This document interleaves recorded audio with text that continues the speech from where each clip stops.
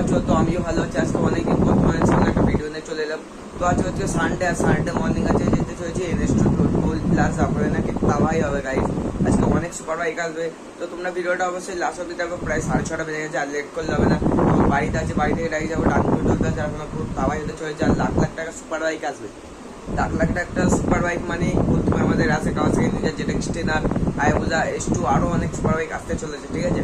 যার চ্যানেল নতুন আছে অবশ্যই চ্যানেলটাকে সাবস্ক্রাইব করে নিও, আর ভিডিওটাকে একটা লাইক করে দিও, আর একটা পাড়াপাড়ি কমেন্ট করে দিও। চলো যা যাক ডানকুনি টোল প্লাজা।